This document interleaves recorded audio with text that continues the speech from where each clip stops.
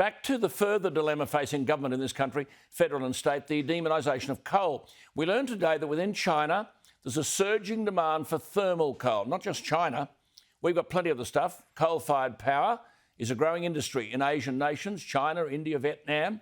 The price for quality New South Wales thermal coal has more than doubled in the past 10 months, now at about $122 a tonne, the highest since July 2018.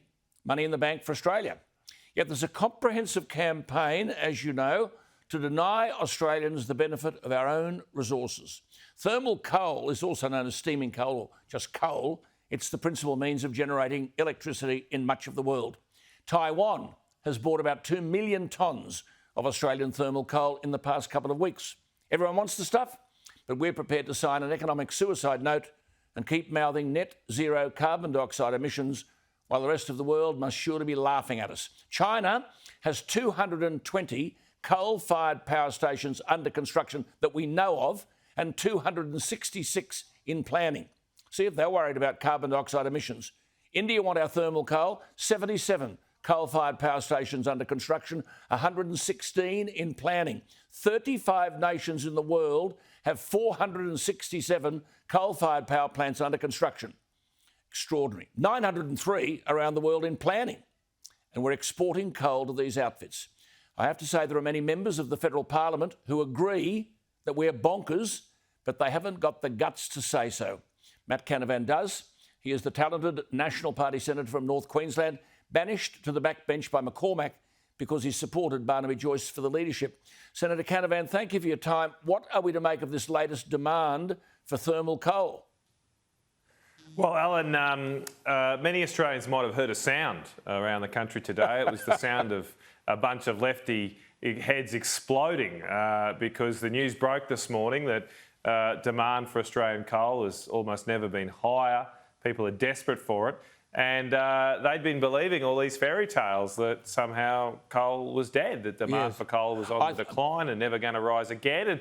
And once again, I mean, I don't know how many times these guys have to be proven wrong, but they will continue, if they don't understand the detail and the facts, to get it wrong, because our coal is high quality, it's in demand, and that's proven in the price we see today. I thought that explosion around the country might have been people ordering insects.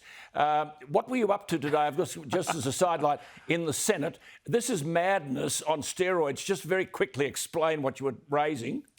Yeah, look, I've just come from something called Senate Estimates, is where we as senators question government officials on your behalf about the spending of your money.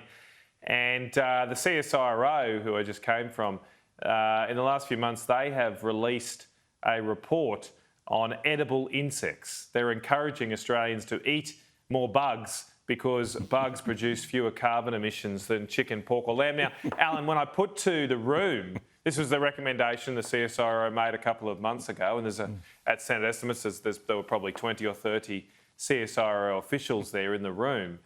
And I asked all of them, I said, well, who has had bugs in the past week? Anyone had bugs for dinner? And no one put their hand up, except at the end, the CEO, Dr. Marshall, said, he'd had Balmain bugs last night or some such. It's unbelievable. Now, look, good luck for him. I prefer Moreton Bay bugs, of course, but they're quite nice, but they're probably not helping the environment on their standard. And this is this ludicrousness. Look, it's good to have a laugh. I asked them, Alan, which wines do they think go with which types of bugs or cicadas or crickets? Yeah. But they couldn't answer that question. They don't really have any useful advice for your viewers about how to prepare bugs this evening. I hope most of you have had dinner by now. But, but on a serious note, Alan, this is your taxes, right? Right. This is your taxes going to work to produce a report where, in the report, they had 16 CSIRO staff working on it. 16 public servants working on a report onto bugs. Bugs instead of beef.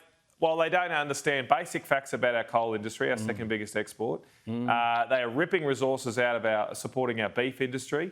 They closed down a research laboratory near where I live in Rockhampton over the past few years, and they're spending all this money on rubbish that no one's going to. Just come back to this point. Just come back to this point about coal and iron ore and so on. Canberra, you see, continue to boast about economic recovery. But they're riding on the back of coal and iron ore exports, Yet Australian businesses and families are denied the benefit of what thermal coal can bring them. Absolutely right, Alan. And I'm not against us exporting our high-quality natural resources. We make money out of it, as you say. We create jobs, and it's a good part of what we do for the world to help the rest of the world develop and get out of poverty, get out of crushing poverty. That's a good thing.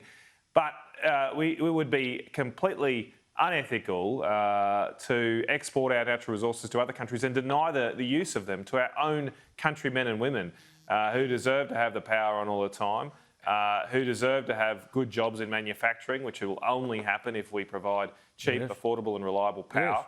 And that's why we should be building modern coal-fired power stations to bring back manufacturing jobs and make sure we don't have the blackouts we saw in Queensland last week. And our thermal coal has this high energy content, so that's why the world wants it, doesn't it? I mean, is China likely to wake up to itself? Because I know it's about paying about, 50% more for Russian coal than it would for our coal. What do you think is going to happen there? Well, I don't have great prospects for that. China's made a decision around that, but there are plenty of other markets in the world, as we've seen over the past year. There's no shortage of buyers for Australian coal. As you said, we've got the highest quality coal in the world. One of the few products in the world that's actually priced here. So the world index price for coal is known as the Newcastle spec. That's 6,000 kilocalories per kilogram. That is the best coal in the world. It comes out, best thermal coal in the world. It comes out of this country. In other countries, in India, their coal is largely about 50% lower quality.